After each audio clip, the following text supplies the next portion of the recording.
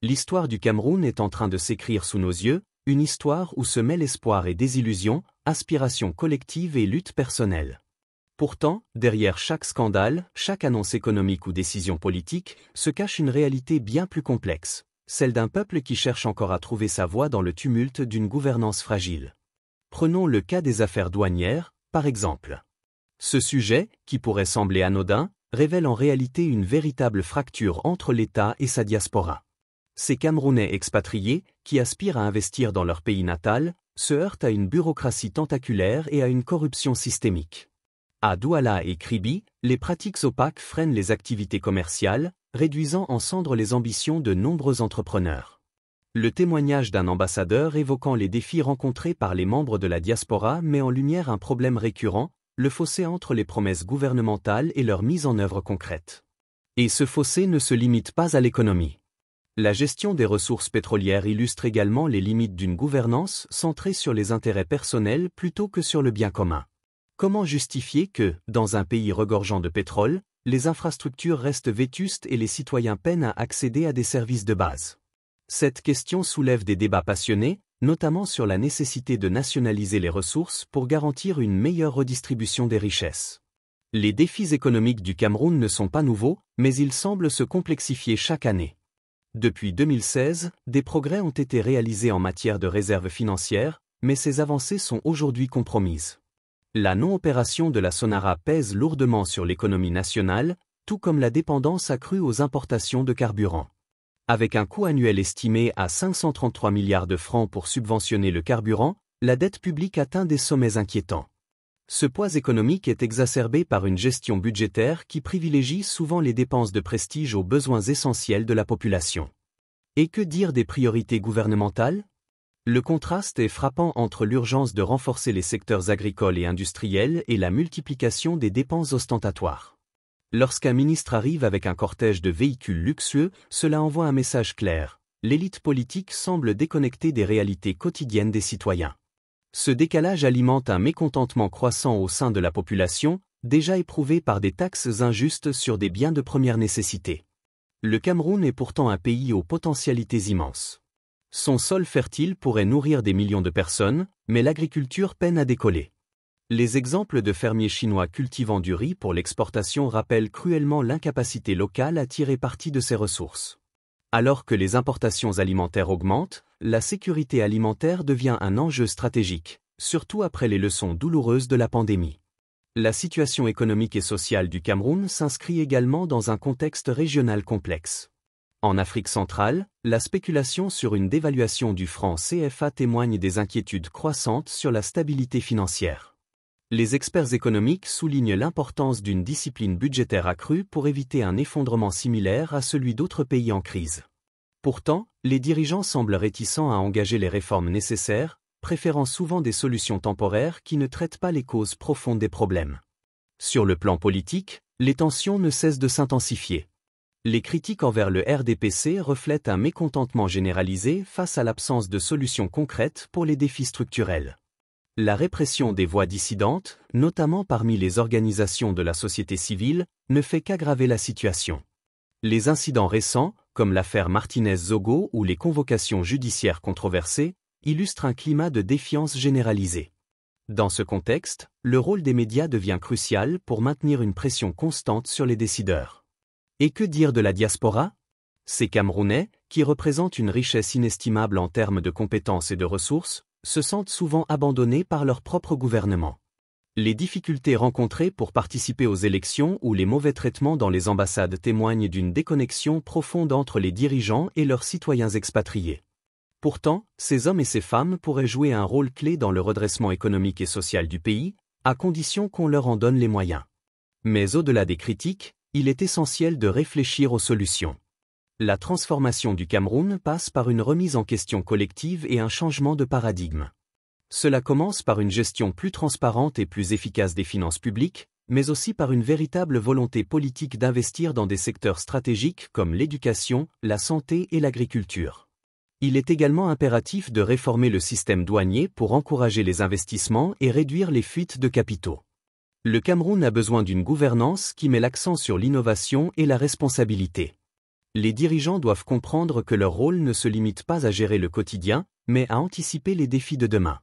Ils doivent avoir le courage de prendre des décisions difficiles, même si elles sont impopulaires à court terme.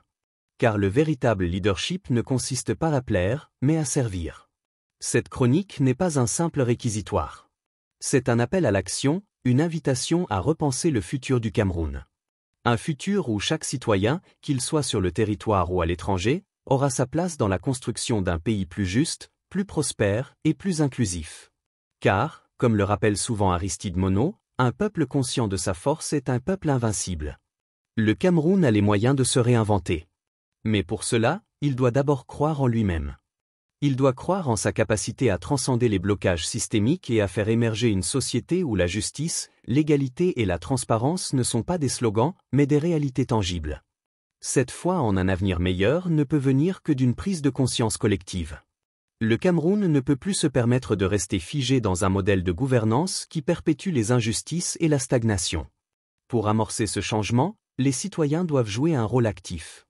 L'indifférence face aux abus de pouvoir, aux détournements de fonds et aux promesses non tenues ne peut plus être une option. Il faut exiger des comptes. Exiger des dirigeants qu'ils justifient leurs décisions, qu'ils mettent fin au gaspillage des ressources publiques et qu'ils adoptent des politiques inclusives, répondant aux besoins réels de la population. Parallèlement, les médias ont une responsabilité cruciale. Ils doivent aller au-delà du sensationnalisme et s'engager à informer avec rigueur et impartialité. Leur rôle ne se limite pas à relater les faits, mais à créer un espace où les voix marginalisées peuvent se faire entendre. La presse est le miroir de la société. Si elle faillit, c'est tout un peuple qui perd ses repères. Il est également urgent de redéfinir les priorités budgétaires. Les dépenses de prestige, comme l'entretien coûteux de cortèges ministériels ou les projets pharaoniques sans réelle valeur ajoutée, doivent être remplacés par des investissements stratégiques dans l'éducation, la santé et les infrastructures. Ces secteurs sont les piliers d'une économie résiliente et d'une société équilibrée. L'agriculture, en particulier, mérite une attention renouvelée. Le Cameroun possède des terres fertiles et un climat propice à la culture de nombreuses denrées. Pourtant, il importe toujours une grande partie de ses aliments de base. Pourquoi ne pas investir massivement dans la modernisation des techniques agricoles, offrir des subventions aux agriculteurs locaux, et promouvoir une chaîne de valeur qui bénéficie aux communautés rurales? Une telle stratégie réduirait la dépendance alimentaire tout en créant des emplois durables. Un autre point essentiel est la réforme du secteur énergétique. La non-opération de la Sonara est un symbole des dysfonctionnements structurels du pays. Relancer cette raffinerie et investir dans les énergies renouvelables pourrait non seulement stabiliser l'économie, mais aussi ouvrir la voie à une indépendance énergétique, si cruciale dans le contexte géopolitique actuel. Quant à la diaspora, elle représente une force considérable, mais trop souvent négligée. Pour que ces Camerounais installés à l'étranger contribuent pleinement au développement du pays, il faut leur garantir un cadre transparent et accueillant. Cela passe par la lutte contre la corruption dans les douanes, mais aussi par des réformes administratives pour faciliter les investissements et la participation citoyenne. La diaspora n'est pas une menace, c'est une opportunité à saisir. Enfin, la réforme politique doit être au cœur du renouveau. Le Cameroun a besoin de dirigeants visionnaires, capables de transcender les intérêts partisans pour privilégier le bien commun. Cela implique une justice indépendante, une société civile forte et un processus électoral crédible. Il ne suffit pas de changer de visage au sommet, il faut changer les mentalités. Le chemin vers le redressement sera long et semé d'embûches. Mais chaque petit pas compte. Chaque action en faveur de la transparence, chaque initiative pour renforcer l'éducation, chaque investissement dans l'agriculture ou l'énergie, chaque voix qui s'élève contre l'injustice rapproche le Cameroun de cet avenir auquel il aspire. Il est temps de passer du rêve à l'action, de la résignation à l'engagement. Le Cameroun peut être ce pays où il fait bon vivre, où les citoyens, unis et fiers, bâtissent ensemble une nation prospère. Mais ce rêve ne deviendra réalité que si chacun, à son niveau, joue son rôle. Et cela commence aujourd'hui. Il n'y a plus de temps à perdre. Les défis auxquels le Cameroun est confronté exigent des réponses immédiates et des actions concrètes. Les excuses répétées, les promesses non tenues et l'inertie institutionnalisée doivent céder la place à une gouvernance responsable et proactive. Chaque citoyen, chaque leader, chaque acteur de la société civile doit se demander « Que puis-je faire pour participer au changement ?» La première étape consiste à briser le cercle de la complaisance. Trop souvent, la corruption et la mauvaise gestion sont normalisées, perçus comme des faits inévitables de la vie publique. Ce fatalisme est un frein puissant au progrès. En refusant de tolérer l'inacceptable, en dénonçant les abus et en exigeant des comptes, les Camerounais peuvent redéfinir les normes sociales et politiques du pays. Les jeunes, en particulier, ont un rôle crucial à jouer. Représentant une majorité démographique, ils sont porteurs d'un potentiel immense. Mais ce potentiel restera inexploité si les opportunités continuent à leur échapper. Les jeunes doivent s'approprier leur avenir, que ce soit à travers des initiatives entrepreneuriales, un engagement civique ou une participation active dans les débats politiques. Ils sont la clé d'un Cameroun revitalisé, mais pour cela, ils doivent croire en leur pouvoir de changer les choses. Les réformes doivent également s'étendre à la justice. Sans un système judiciaire fort et indépendant, la lutte contre la corruption et l'impunité restera lettre morte. Les institutions juridiques doivent être équipées non seulement des ressources nécessaires, mais aussi de l'autonomie pour enquêter, poursuivre et juger les cas de mauvaise gouvernance, quelles que soient les personnalités impliquées. Cela enverra un message fort. Au Cameroun, personne n'est au-dessus des lois. Le rôle des femmes dans ce renouveau ne peut être sous-estimé. Longtemps marginalisées, elles doivent être intégrées de manière significative dans les processus de décision et de gestion. Les exemples dans le monde montrent qu'une inclusion accrue des femmes dans les sphères politiques et économiques conduit à des sociétés plus justes et plus prospères.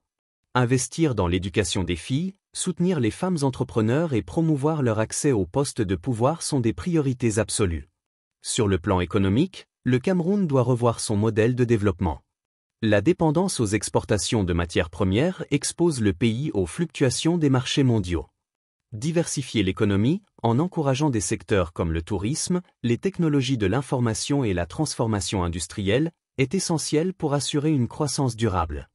De même, une meilleure gestion des ressources naturelles, en veillant à ce qu'elles profitent à tous et non à une élite restreinte, est indispensable. L'éducation, enfin, doit être placée au cœur de toutes les priorités. Aucun pays ne peut espérer prospérer sans un système éducatif solide qui forme des citoyens compétents et critiques. Cela passe par des investissements massifs dans les infrastructures scolaires, la formation des enseignants et l'accès universel à une éducation de qualité. L'avenir du Cameroun se construit aujourd'hui dans ses écoles et ses universités. En conclusion, il ne s'agit pas simplement de critiquer ce qui ne fonctionne pas, mais de proposer des solutions réalistes et applicables. Le Cameroun a les ressources, humaines et naturelles, pour devenir une véritable puissance en Afrique centrale. Mais cela nécessitera des sacrifices, une volonté politique ferme et un engagement collectif. La route est longue, mais elle n'est pas infranchissable. Chaque Camerounais a un rôle à jouer dans cette transformation. Il est temps de se lever, de s'unir et de travailler ensemble pour bâtir un Cameroun dont tous pourront être fiers.